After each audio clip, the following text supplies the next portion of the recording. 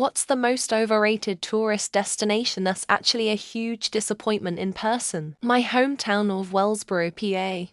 And suddenly the town thrives off of your disappointment. You've got the PA Grand Canyon, which is free to visit and hike. You've got whatever antique shop that isn't closing down the week you're here. You've got the Laurel Festival and the Dickens Festival, which are both overpriced vendor fairs with shit parking. That's it, the end. But without you spending your hard-earned money there, it would quickly become a ghost town. Edit O, you have the natural gas street lights. Plot twist, most of them have been replaced by electric. Disney World, pay $500 to get your family in the park after paying $30 to have a place to put your car near the park. Get in line for some cool ride. Some other family paid an additional several $100s to have the right to cut in front of you in line. But there's that cool new Star Wars ride ... Ooh. Wait time is 2.5 hours. We paid $500 to stand in line for 2.5 hours. Well, let's skip that ride and go get a bite to eat. Food is crazy expensive, but at least like bad gas station food.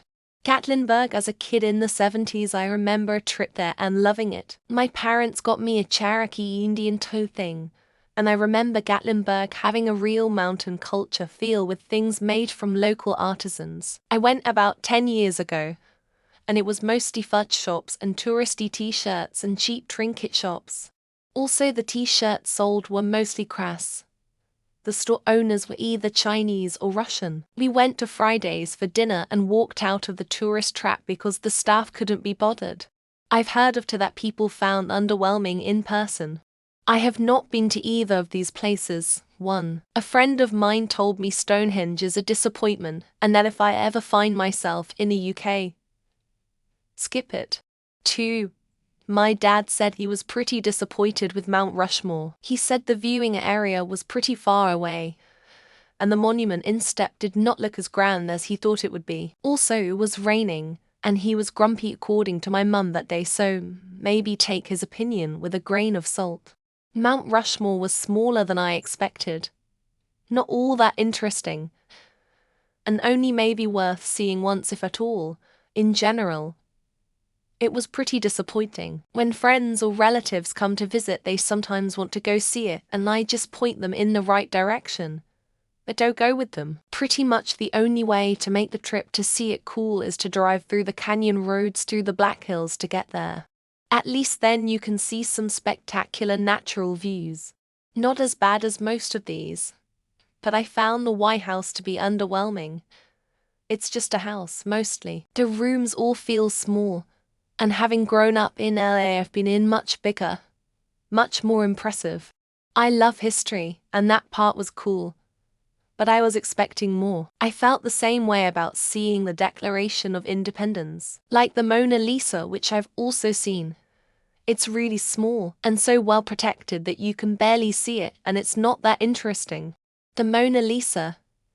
It's small and surrounded by hordes of tourists, and the line for the Louvre is nightmarish. Also, being from NYC Times Square, there's nothing to actually do there except shop at dumb stores like the Hermes store or go eat at insanely overpriced restaurants. Other than that, it's just a bunch of billboards. And on NYE, forget it, you are packed in like sardines and there's no place to use the bathroom. And it's usually cold as well.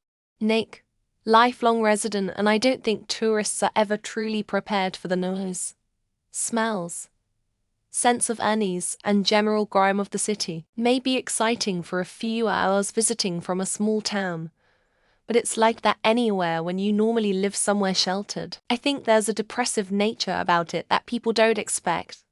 My out-of-town friends hate visiting. Paris for sure. Point 1.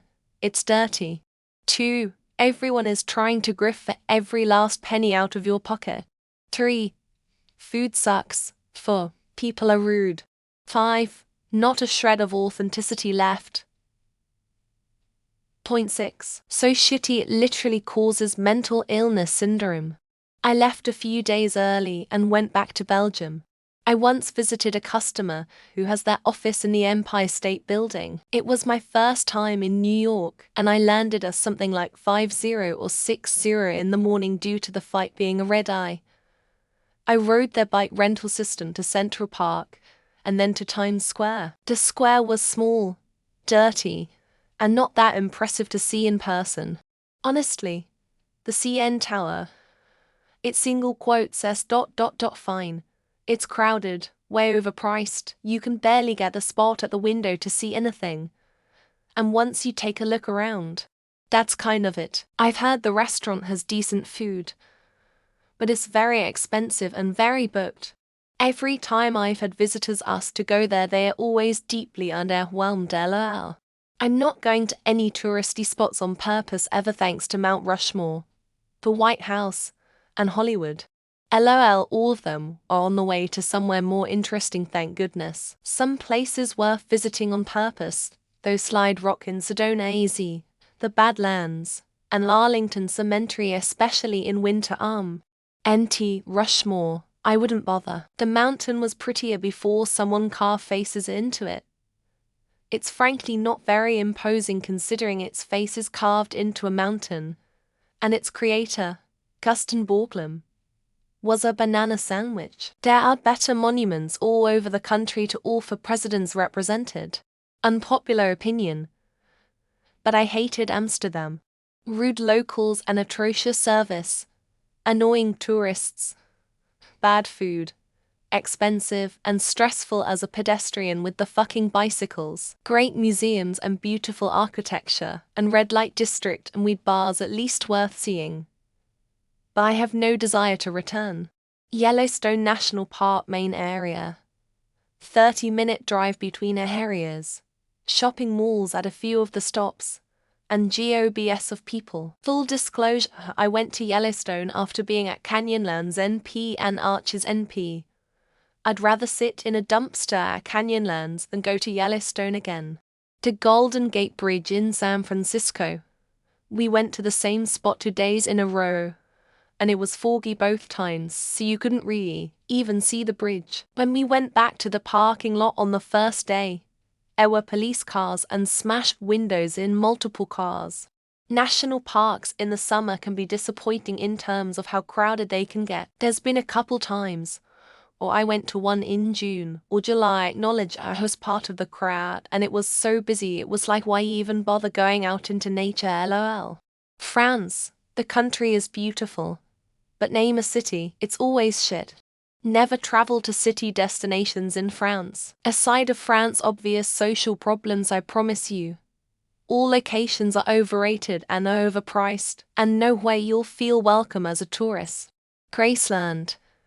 It's much smaller than you imagine. You've already heard so much about it that there are no surprises, and it's in the ghetto.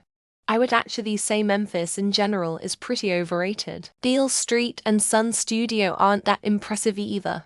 Venice, Italy. It was not only the most disappointing place I visited, it was also the most depressing. There is no life there that isn't tourist-driven, as far as I could tell. No locals. No Vega. No moving forward. It's like touring a sinking corpse. Montreal. It wasn't terrible, but it was just okay. I will say I booked the trip thinking July there would be cooler weather. It wasn't, and Canadians didn't like running the AC very much. I was always hot. They seemed to be working on every street as well. Gatlinburg, Tennessee. It's so crowded that there's usually a traffic jam on Main Street all the time. If you go to the nearby national park, the trail parking lots are usually filled. No parking to go on the trail. I found it very disappointing. London. I live just outside of London now, but anytime I'm in Central it's always overcrowded, overpriced and loud. Some cool landmarks to see here and there, but it's one of those city centers you'd rather avoid unless absolutely necessary. I hiked up Mount Vesuvius 30 years ago. It was brutally hot and just generally miserable, but I thought it would be worth it to see inside the crater. I finally got to the top and peered into the was filled with trash. I gotta say, Plymouth Rock in Massachusetts. Like, Sure, it's a cute seaside town, but the actual rock is like the size of a suitcase enclosed in some weird Romanesque temple cover. It's a really weird thing to idolize. Dubai, a consumerist waste in a city centre anyway. Maybe the towns just outside are more interesting. I also found many of the cities in Italy to be average. Greece is more interesting. Personally, I see Hollywood a lot, and I agree that Niagara Falls is up there. The falls are great, but the rest of the tourist traps are old, outdated, and needlessly expensive for anything in that immediate area. Has no one mentioned Tokyo Tower yet?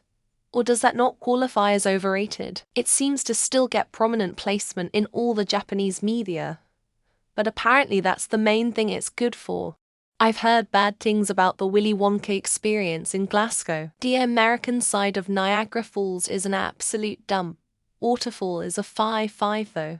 I'm always shocked at how trashy they made one of the most amazing places in the eastern US. The Salem Witch Museum, no.